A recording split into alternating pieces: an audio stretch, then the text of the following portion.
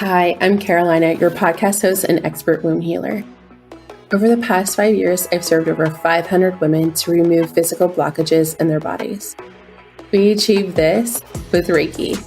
I believe healing doesn't have to be done alone, nor should it be. You will hear stories of healing, methods to heal with, and guest speakers covering taboo topics you won't hear anywhere else. Let's continue this journey of womb healing together. You're listening to the Carolina Sotomayor podcast, episode 57. In this episode, we're talking about something most people are not comfortable speaking about. Most people want to talk about the flowery things when a baby comes and how big that baby is and how delicious they are and if they're roly-poly yet. But the one thing that nobody talks about, and we're going to stop that today, birth trauma. So let's dive in. But before we dive in, I got to give a shout out to our featured listener of the week, Jenny25. Jenny25 says, this podcast is everything you didn't know you needed. Carolina is the light you need for your journey and covers conversation no one else is willing to talk about.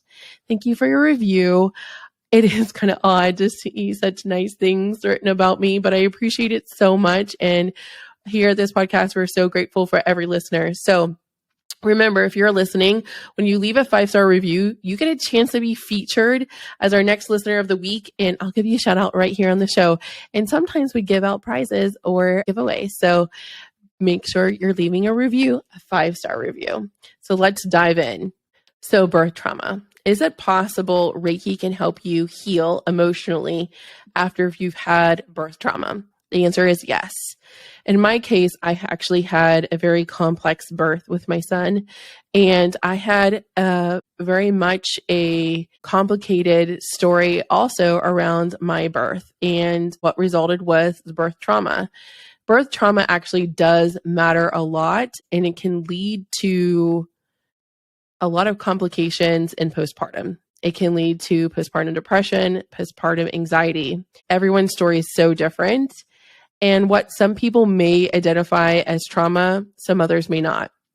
So that's why it's so important that you're working with your practitioner and a trained therapist when you're handling birth trauma.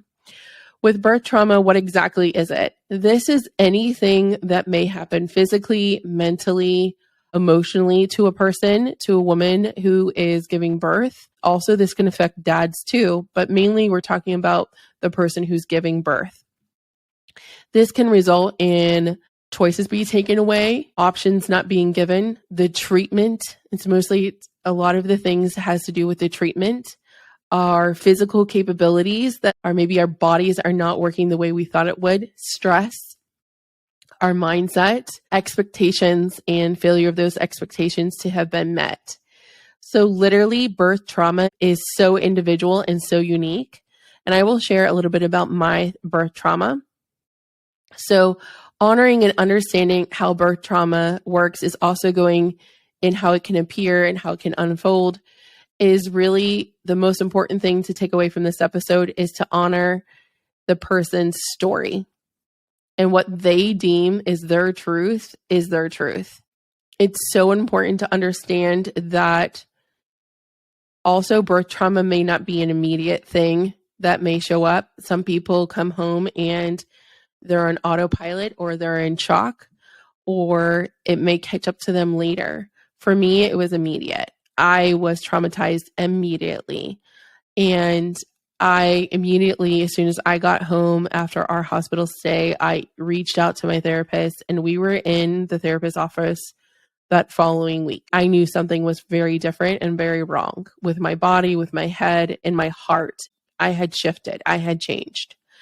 So birth trauma can show up in change of mood. It could be also physical. Maybe you might have a tear. So birth trauma can also be to your physical body. Mental state might be also maybe mommy doesn't want to bond with baby or doesn't immediately feel that instant gravity, so to speak, to be drawn to hold or cuddle baby. There might be a little, that might take some time. So birth trauma is many things and can be felt many different ways. So How do you handle it? The most important thing is to understand that your feelings are valid, that maybe your pains and your expectations of what didn't happen, the grief of that, it needs to be honored. And usually they're dismissed. A lot of people don't understand, okay, now you have this baby and the baby is healthy, so you should be fine. Your birth stays with you. How you birth your babies matters so much. I remember sitting on my couch holding my baby. He was 9 pounds and 3 ounces, and he was delicious. And he was perfect. And he had orange hair, and he was roly-poly, but we also ended up in NICU. And I had an infection. I had a prolonged labor. My doula that I hired and paid $500 for left my birth. No matter how much time has passed, I'm still angry about it. Some things stay with you, no matter how much you heal, and forgiveness has been done and prayed for. And I think that I'll never forgive her. We hired her with the intention for her own story, where she said she had woke up, she had a C-section, and she became a doula because she never wanted anyone to wake up with a C-section and wake up alone. Well, guess what? I woke up alone, and then the nurse came in. So she left our birth, and I'll never forgive her for it. And that's okay. Am I angry and hate her? I'm angry that she left. I don't hate her.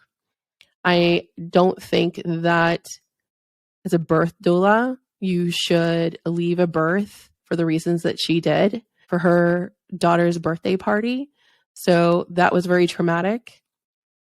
You know, as a person that I had spent my entire pregnancy getting to know, and then she just bailed and she never met my son and never cared to visit him in NICU.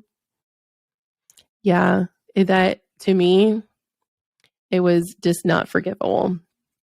Also, how we delivered our son was very traumatic. We had done a lot of the medical interventions were very painful. And I had taken all of the birth classes. I had done the breathing exercises. I did the private birth classes. I did the hospital childbirth class. I did the breastfeeding class. And I even went and got my breast pump early. I got everything. But nothing could have prepared me for the pain. And nothing could have prepared me for how my body would just stall out or how exhausted I would be.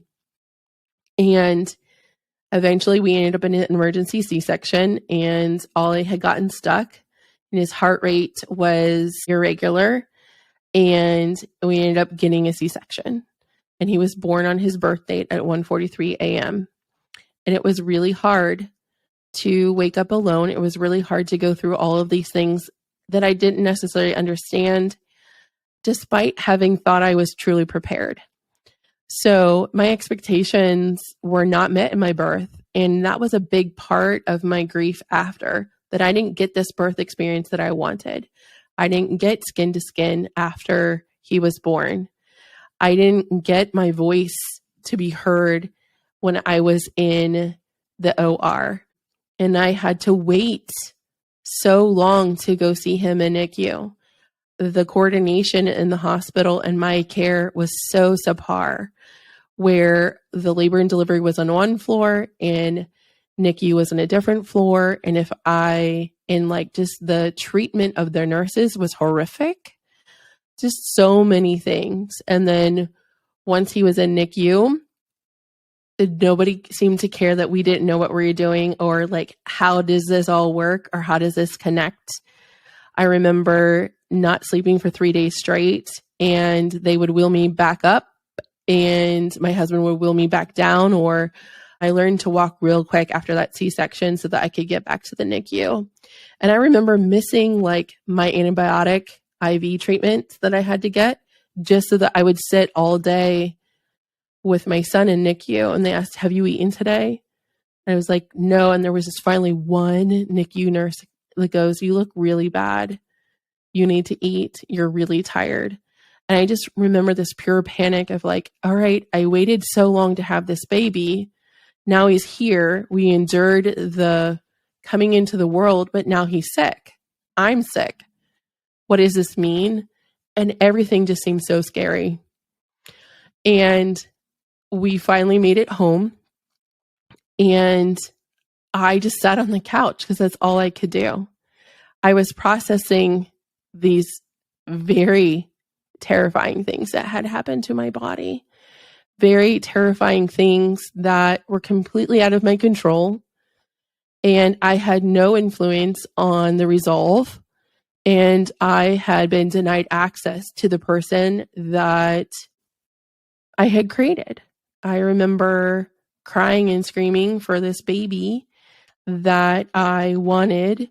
And I remember them weighing him and cleaning him up. And like, I only got him for half a second, and they put him next to my cheek, and that was it. And they rushed him off to NICU. And I understand in hindsight, that's because we both had an infection from a prolonged labor and we both had fevers. But in that moment, all I wanted to do was to look at him, and I wanted to check his fingers and toes, and I wanted to listen to him. I wanted to hear him. And all I could hear was like the anesthesiologist talking to me, and I don't remember what he said. I just remember yearning to be close to this tiny baby. And I was so fragile and so vulnerable, so hungry, so tired, just so everything, so raw. And the treatment that I had had at this hospital with people who were supposed to be really good at taking care of you, I just couldn't get over that this was my reality. I had endured horrific things in my life, but I couldn't understand how this was happening to me. And to me, the word unforgivable and unacceptable was what came to mind. And I just could not process how, or couldn't accept, like, how did this happen to me? And there's just, the one thing about birth is a lot of things are out of control, especially as a person where I used planning and having a plan as a coping mechanism to make myself feel safe. I felt incredibly unsafe afterwards because I couldn't change what happened. So birth trauma showed up in our lives very differently. I was a shell of a person that I once was. I got into a very deep, dark depression, and I didn't leave the house for days unless it was to go to a doctor's appointment, a lactation appointment. And I was just all in on just taking care of him, breastfeeding. He had a tongue tie, and now adjusting to, like, I was okay with him. As long as I had him, our baby, in my arms, that was fine. I was not okay with other people touching him. I was okay with Ryan holding him, my husband. So birth trauma for us was a big deal. It was very much mental and very much physical for me. Afterwards, I overdid it physically, and my C-section ruptured, and that became a whole other thing. So I used Reiki during this time to calm my mind as much as possible. And I got distance Reiki sessions done at this time because I wasn't going to leave my son. So I got distance Reiki sessions, and they would help. But my emotions and my hormones were so unstable that the normal lasting effect of a Reiki session was short-lived. So it was pretty frequent, probably not frequent enough to get it. I wasn't certified or didn't know how to give myself Reiki at this time. But the Reiki is what helped me recover eventually from it. So for me, birth trauma changed who I was. I was like, I'm never going to live through this again.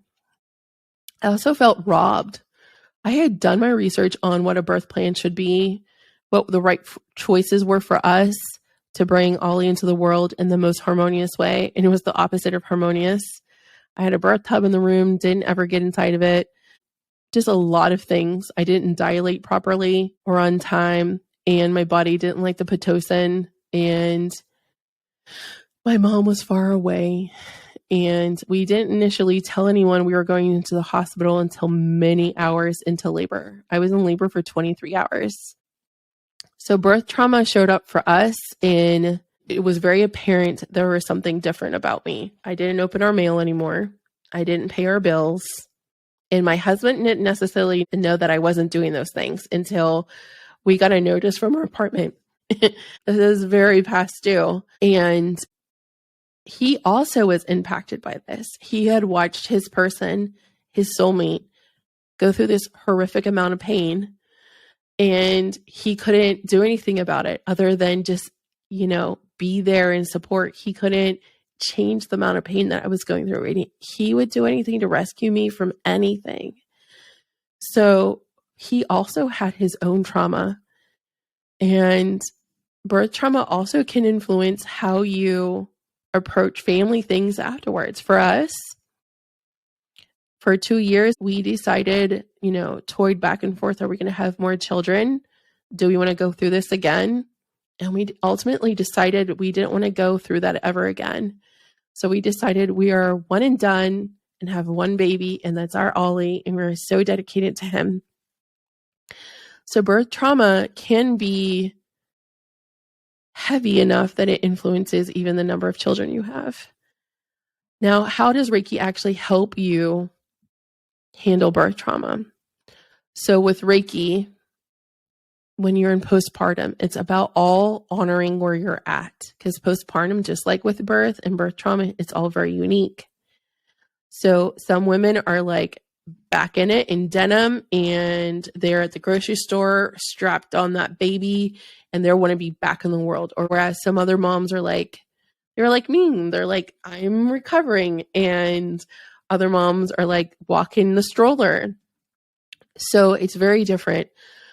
With Reiki, it's so important to understand that whatever you're feeling and whatever you're at right now, the Reiki will meet you where you're at. So it's all about restoration and replenishment of energy, because so much has been depleted from you and your body and your soul for so long because you grew this tiny human inside of you. So with Reiki, we want to go ahead and replenish. Also with Reiki, we can pull out anything that is heavy or even energetically remove it. That is very particular. There's different symbols with different levels of Reiki that you can actually remove huge chunks of stuck energy from that person. And it's used with very precise symbols that are actually even chanting with a karuna, holy fire 3 karuna, we can chant symbols and that will wash the energy over the person and allow anything that is ready to be released and healed and removed from the person's energetic and physical and mental and spiritual body. It will just be released. Anything that you're aware of or unaware of. So with birth trauma, we also can send Reiki to the sacral plexus chakra to just push in that higher vibrational energy. So anything of lower vibration will be pushed out. And you can essentially line all the organs with that Reiki light to feel less pain for a quicker recovery and also for more grounding. So it would be really important for the practitioner to work on the womb and the root chakra particularly to strengthen those. It's more about replenishment, restoration, and strengthening in the postpartum, and less about removing from every area, but more we would remove any emotions that are ready to be released or in anything that was really heavy. Also making sure your energy is sovereign to you. So cutting any etheric cords, which are your energetic ties, other people, places, or things, memories that could be draining you. So that's good energetic hygiene. And the practitioner should be doing that in every session that you do anyway. So with me, Reiki helped me overcome my birth trauma so that I could speak about it openly. The big takeaway with my birth trauma is that I had no control over anything, just myself, my emotions, my mindset, and that I was stronger than I thought I was. And that it's okay if not everything is healed to the point of forgiveness. I learned that I can heal to the point of neutrality. And that's a polarizing point of view to have in the healing space. And I think that forgiveness, as much as it's pushed, is actually toxic. I may never get to the place that I may forgive people who have attacked me. I may never get to the place where I forgive the birth doula. But I also can move to a place of neutrality where I'm not triggered, or every time I tell the story that I'm not breaking down and falling apart. There's strength in my story. There's strength in my voice. And there's also peace. And that comes from the healing that I've done around my birth. So there is power to have when you choose not to forgive. And there is power if you do choose to forgive. However, I believe it's a personal choice. There are some things that I will never get a do-over. I will never have a second child in this life. So I don't get another birth experience. Some people think of it that way, and it's very valid. Like, I think I don't get a do-over. I never get to push another baby out of me, out of my womb. I never get to feel a baby kick inside of me again. It's a choice we made. And it's okay that we're not doing that. And it's okay that that experience happened to me. I understand in the grand scheme of the connectivity of it all, and as my consciousness has increased and my vibration has increased for my healing, all the things that happened to my womb have led me to be open for service and to provide empathy and understanding and actual healing for others in this space. So if it wasn't for my birth trauma that led to my postpartum, I probably wouldn't be here offering Reiki healing support from infertility to pregnancy, birth, and postpartum, because it all matters. I've had the full spectrum. I've had infertility trauma. I had traumatic pregnancy where I had my gallbladder removed and hospitalized, and we almost lost Ollie. I had a traumatic birth where we'll go into that in my birth stories. There's more to it, but you heard great big pieces of it. And then I had a traumatic postpartum. It took me 2 years to come out of my postpartum depression. But I survived it. I'm on the other side of it. And it's okay to share your stories if you want to. And I think it's also super important to understand you can put boundaries around things that have hurt you. And you can also know that you might be okay just with healing to a certain point, but you need to put boundaries around that and ask yourself, where am I with this? And take breaks in the healing. My son is 6. So my birth happened a long time ago. And I have relived a lot of those memories over the years. If I see pictures of him when he's young, I instantly think about my birth. Different aspects come up for me. I may think about my midwife, or I might think about therapy sessions. I might think of me sitting on the couch in our apartment. We now live in a different place. We live in a house. Might think about all of the times that I sang to him, or what movies was I watching when I was thinking, or when I was pumping, or, the time that we left the hospital, like the feelings, or the first night we were home. There's so many memories, but I am not triggered by them anymore. So it is possible to heal from your birth trauma. And there is also still I don't go into a spiral. So I think understanding your birth trauma goals, like what are your healing goals around a traumatic event, is so important. You think about it, like you all have goals. We all have goals to where we want to reach till. Do we want to go ahead and, for training, I want to train for a 5K. My goal is to get a 5K in under X amount of time so I can pass the finish line. If that's the case, what are the goals with this birth? Are you looking you want to be able to talk about it or remember it and not be triggered? Are you wanting to announce your healing from the mountaintops? What is it that you want here? Because you're in charge. Your husband's not, your spouse is not, your baby's not. You're in charge of your healing. And these are choices that you're allowed to make. How far do you want to go with this healing? And you might need to be taking breaks in between. I just want to be able to, when I think about it, not get a panic attack, or spiral. And that might be good enough for now. And you'll know. But understanding, having that perspective of like, how much do I want to heal right now? Or maybe you don't have answers to that question. So maybe you just want to feel good, especially if it's recent, just in a general Reiki session to reset your energy so that you can feel safe again and you can take a full breath might be all that you need. But just know that you have choices. Just know that your birth trauma doesn't always have to be an event that plagues you with pain. You deserve to live life fully with joy, even if bad things happen to you. So just to recap, if you've had birth trauma, just know that there's light at the end of the tunnel. And I'm so sorry that happened to you. So there are a lot of benefits in healing with Reiki for birth trauma. And a lot of it has to do with just releasing it and not having to relive it by talking about it. But if talking about it helps, then let's do that. So as we end our time together, I want to go ahead and thank you so much for being here with me. And I want you to just take one action today. I want you to go ahead and follow and subscribe and make sure that you are going to get ready for next week's episode because it's going to be a doozy. By the way, if you have any questions, if you have a question you want to ask me, I'm a real person.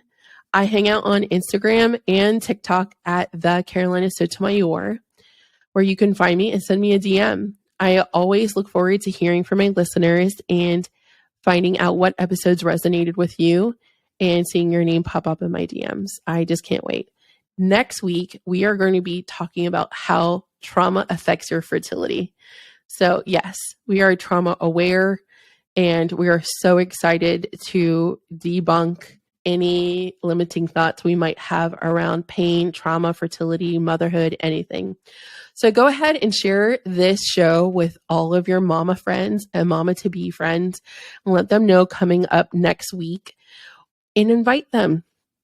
Have a listening party. I can't wait. So until then, my friends, know that you're loved and I'll see you back here next time. It was an honor to connect and serve you this week. If you are a spiritually curious person wanting to conceive and heal blockages in your fertility, click the link in the episode description to learn more about the Fertility Foundation Collective.